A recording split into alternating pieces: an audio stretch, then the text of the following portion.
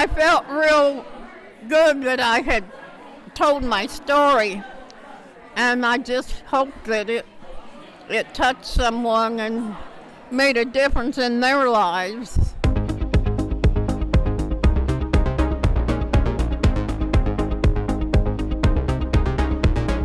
Welcome to the Telling It Our Way podcast. I'm Allie. And I'm Becca. In this podcast, we bring you stories by disabled people about disabled people. Stories from the daily lives of self-advocates with intellectual and developmental disabilities. These are real people with complicated lives. They don't want your pity, and they do not exist to inspire you. Yeah, this is not inspiration porn.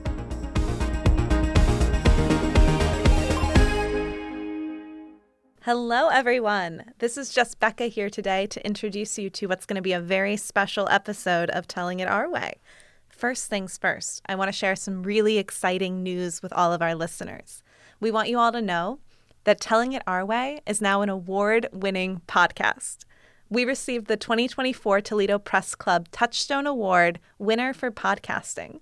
We're so grateful to WGTE Public Media and especially to our producer, Chris Pfeiffer, for fostering this space for stories for people with intellectual and developmental disabilities.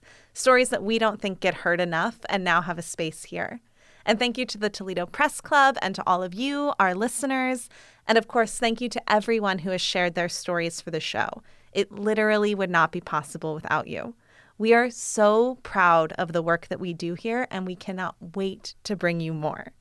And so, with that out of the way, today's episode is going to be a little bit different. Instead of our typical format where we give you some stats, give you some background, and then share some stories, we want to share something a little bit different with you today. You know that we love stories here on Telling It Our Way. And last season, we talked a little bit about how we came to put the show together. And it came from this work that I have done for a long time where I do these storytelling workshops with storytellers with intellectual and developmental disabilities, where we get together once a week over 6 weeks or 8 weeks, and we build these stories together in community, and then we perform them in our communities. We wanted to share that with you today.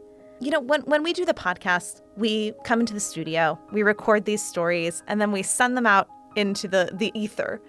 And sometimes we hear from our audience, but oftentimes we don't. And so live events where we can share stories with our communities give us a chance to really understand what these stories do to make change. So what we're going to do is we are going to play you some clips from an event that we had this summer at the Toledo Museum of Art. This is a partnership that I have with the Lucas County Board of Developmental Disabilities and their self-advocacy group called Salute, where we come together every year. This is our second annual event, and we perform in the Glass Pavilion at the Toledo Museum of Art, Stories of Disability Pride. When we were at the event this year, we had our intern here at Telling It Our Way, Ava Gottschalk. She recorded little clips from the audience and from our storytellers. And so we're not going to share those stories with you today. We're going to share what people thought about the stories and what storytelling can do to bring us together closer as a community. So a little bit more about this event. We had 12 storytellers with intellectual and developmental disabilities who are all members of Salute, the self-advocacy group. They worked with me for 8 weeks over the summer to put together these stories. They worked with each other in collaboration. And then when we performed them, we didn't just perform the stories. We also had singing and dancing and visual art. We had the Toledo Ballet Adaptive Dance Company come and lead us through some dances. And it was just a big celebration of disability pride in our community. We had over 100 people come. And so you'll hear all those crowds in the background when we play these clips. The first thing that I want to share with you are just some clips from the storytellers themselves, who are going to talk a little bit about why it mattered to share their stories with their communities. We'll have 3 storytellers share some insights here, and actually you'll recognize all 3 of these voices. These are all people who've appeared on this podcast before. I'm going to send it over to our first set of clips, which is Phyllis, Cassandra, and Jo Rita. I want you to tell me how you felt after your performance. Well, I felt real good that I had told my story, and I just hoped that it touched someone and made a difference in their lives. I want them to take away the different things that we have done, that people with disabilities can do it, and that we can do whatever we set out to do. And we have different abilities and different interests, just like anyone else. Perfect. Anything else you want to add about today's event? Well, I think it was a very good event. It was an opportunity for people to see us and listen to our stories and hopefully learn something from them, and take away, the points, the good points that we were making. Why do you think storytelling is important? Because tell a story about my life and how my life is.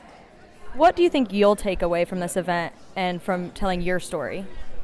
I hope more people come out to the storytelling events and enjoy themselves and have a wonderful time listening to our stories. Storytelling is important so you can tell about our life and then about what's happening in our life, and so people can hear about it, and if they have any ideas from our story, we can do anything with a disability or non-disability. We have power. I think it's really clear that telling your story matters, right? It makes a big impact to put it together, to share it with people. And when I do live events like this, like I said, we have these great workshops where many storytellers come together and workshop these stories together. That's also something we tried this season on the podcast for the first time. We had some of our storytellers who shared stories this year work together to give each other feedback on their stories, and I think it really just makes for richer, more engaging stories. And there are great things that come from getting your story on paper or putting it together in a speech. Sometimes it can just feel good to get something out that you've been keeping inside or to share something about yourself. But for me, where I think storytelling really makes a difference is when there is an audience to hear it. I think hearing stories can change the way you think and act and who you understand to be part of your community. It can change your mind. It can get rid of assumptions and myths that exist.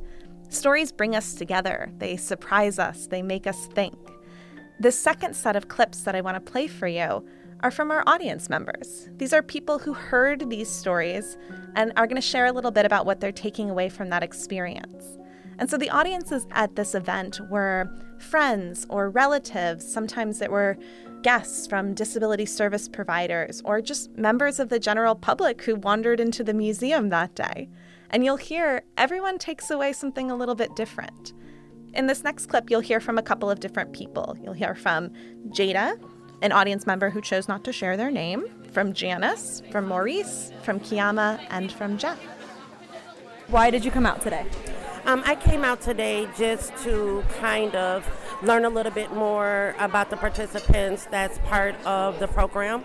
And with lived experiences, we have a 15-year-old, and we've recently become part of the program too, but we didn't know what all it has to offer and the different programs and all the information. So we wanted to come to hear stories so that our child will have something and someone that she can relate to, and kind of hope to find her village of people and be in her comfort and know that although there may be some roadblocks ahead, that shouldn't stop you from getting to your goals. Why do you think storytelling is important? I think it's important because everyone, no matter what your ability level is, no matter what your race, no matter what your income, no matter what your zip code, doesn't matter your ability level, should have a voice. And so I wanted to come and I wanted our child to be a part of that so that we can hear the voices of others. Okay. And my final question for you today is, what do you think you're going to take away from today's storytelling workshop? Take away some hope, some encouragement, and just some feel-good feelings, because it was just amazing to hear some of the stories that the young people shared with us today. And so I'm encouraged. When you come from a place of discourage with the community and of people with developmental disabilities, no matter what level it is, sometimes there's prejudgment and what have you. And so to hear these stories and to hear these voices, I'm just encouraged. Why do you think storytelling is important? Well, it's an oral history of events in people's lives. And the stories that they told today were really inspiring, but they were fun too. The one thing that I'm going to take probably would be more appreciation for the developmentally challenged. I work with them, and I already am learning a lot, but this is bringing more insight to a lot of other things, discoveries. All right, and I want to ask you why you came out today. For my grandson. All right, and why do you think storytelling is important? I don't know. Only thing I do know is it's been a long, hard road. And to come from somebody telling you that you can't do it, you can do it. And to be able to graduate, which I didn't, and then be in college, which I didn't, I think it's more than an accomplishment for my grandson.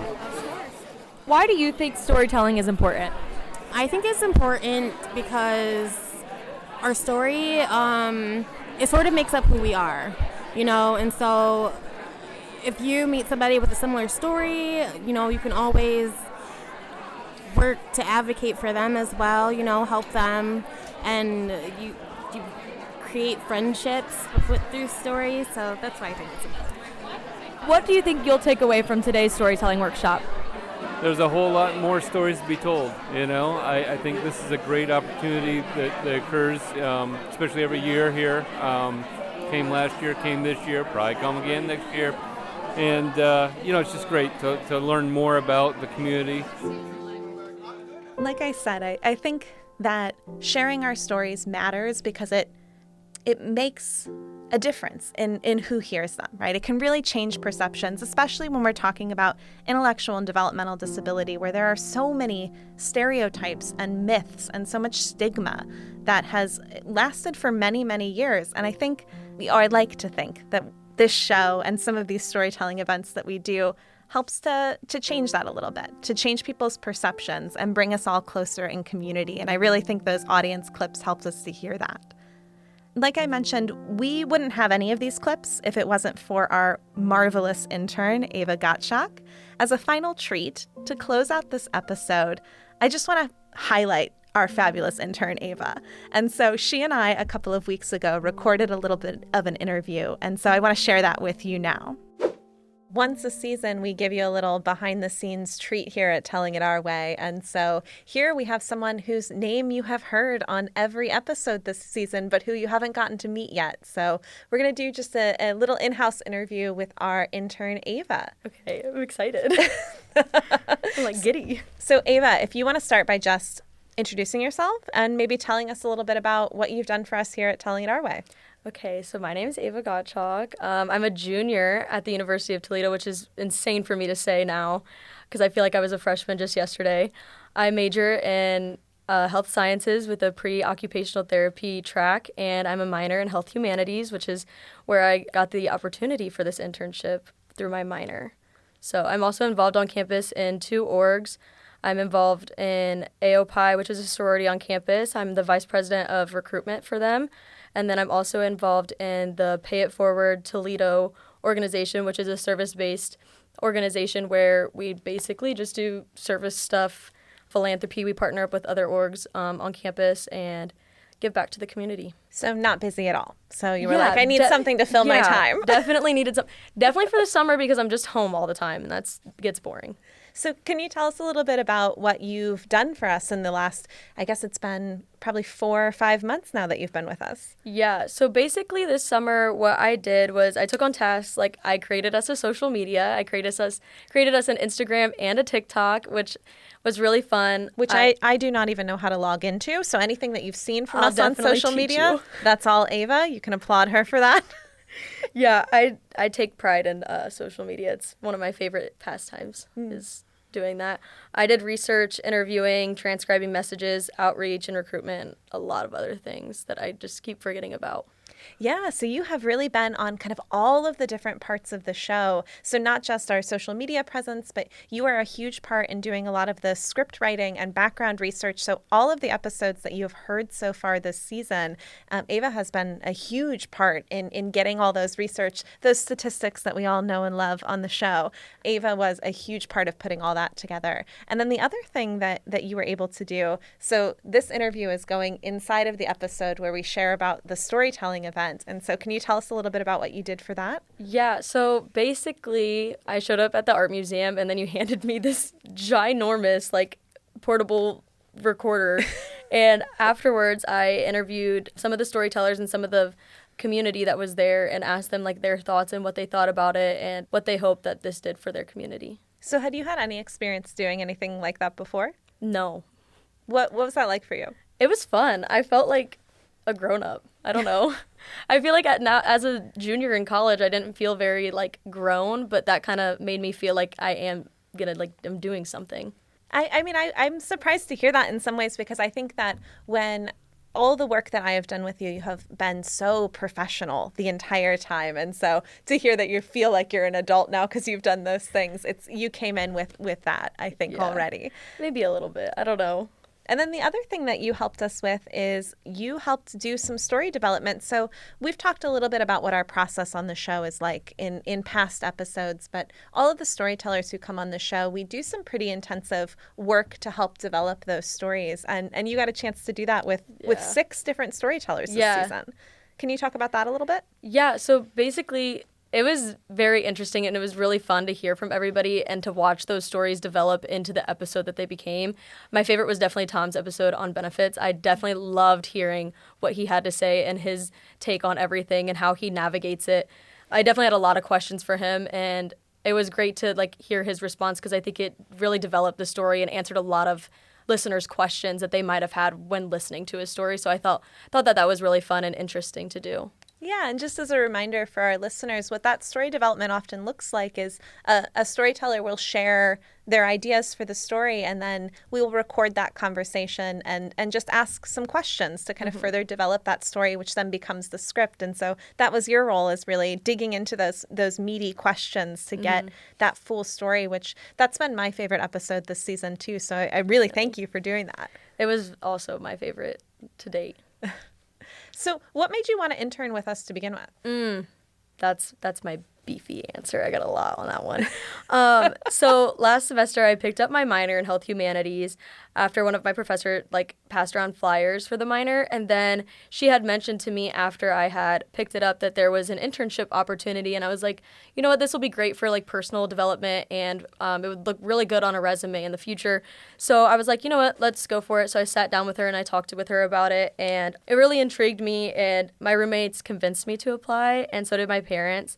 So that was really, I had a lot of people push me to do it because I didn't think that I could. I didn't think I had enough time or enough experience to do it. And then another reason why I wanted to work with Telling It Our Way was because I wanted to educate my peers in my community because my niece is disabled and she can't speak. So hopefully through this, it made me know that I was making an impact on her life because she can't talk. So how about I help other people who can explain what it's like to have a disability? And have you shared episodes of the show with your family? Yeah, I have. They do enjoy listening to it. I always, every time that you would send me an episode that I would have to transcribe, I'd be like, hey, let's listen. You guys want to listen to this?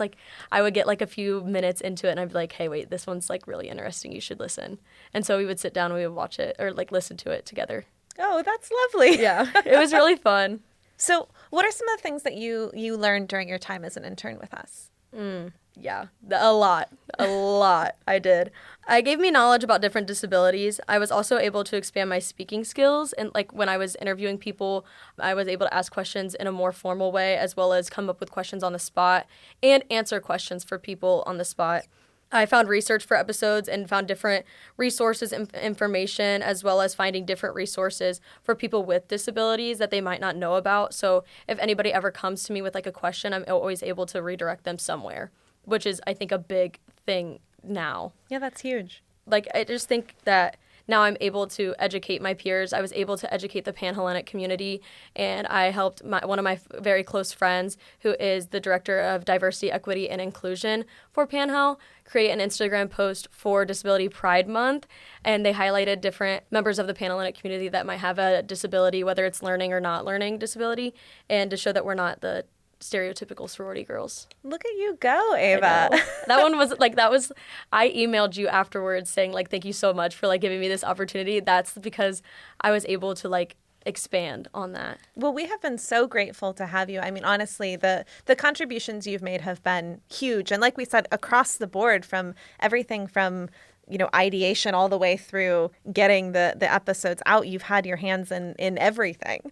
Is there anything that you particularly enjoyed, or things that you maybe weren't such a fan of? I definitely enjoyed the interviewing process, like being with you guys in the room and like getting to hear the stories firsthand and watching them develop over time. Like, we would hear the initial story and then we would go back through, we would transcribe it, and then they would record it and you would send me that, and I would be like, wow, this is a great story. Like, this is what people need to hear. And I think that was my most favorite part, was watching the stories develop over the course of a few weeks. That's my favorite part too. So now that you've had this experience, I would really like to know from you, do you have any suggestions for where we can take the podcast in the future, things we can do to make it better? Oh, that's a really good question. I do know that I was thinking about this earlier, how much I love Tom's episode on benefits, and how I think that one just has like its spot, and he was a standalone episode, which deserved that. But I definitely want to hear more about like navigating life with a disability and how you get through certain things. And like, he talked about the benefits aspect, but I want to hear more about like getting a job and like getting a house, like applying like for a house and rent and a mortgage and different things like that. I think is a big take. And like, if you need a wheelchair, like how much does it cost? Like what do you have to pay to get certain things that you need for your life? So, okay, listeners, you hear that. That's the call. If you have a story like that, we want to hear it. Definitely. And then, Ava, can you just tell us a little bit about what's next for you? So I have 2 more years of college left, and then after that I plan to apply to a couple OT schools, whether that's my doctorate or my master's. I'm really, really looking for my doctorate. I think that would just be really cool. It's just an extra year of research, which obviously we know I can do research. So yes, we sure do. I plan to go for my doctorate, whether that's here in Toledo or maybe somewhere else. Maybe I go to a coastal school. I do love the beach. So that sounds like something that might be in my future, even though it is kind of expensive, but I plan to run for another term for my sorority, maybe expand on a couple other orgs, and help out with some disability aspects on campus. That's great. We will definitely be looking out for what you do next. We will miss you so much here. I really cannot overstate how much Ava has done for us this summer. And so if there's any drop in quality, just blame me and Allie. So don't blame them. Thank you so much, Ava. We've really appreciated it. Is there anything else that you want to add? Just that I had a great time working with you guys. It was really fun, a great summer. Wonderful. I wouldn't change it for the world. Oh, great. I'm so glad to hear that. Well, thank you so much for being here. Of course. Thank you for having me.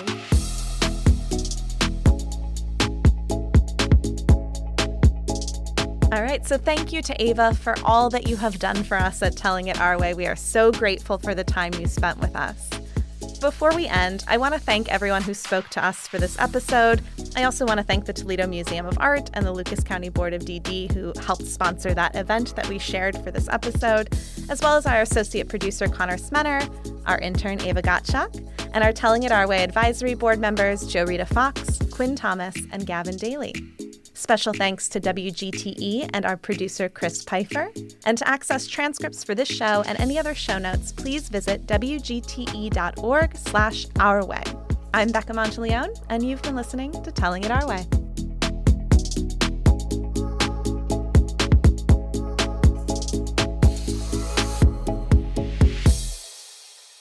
WGTE. Voices around us. WGTE is supported in part by the American Rescue Plan Act funds allocated by the City of Toledo and the Lucas County Commissioners and administered by the Arts Commission.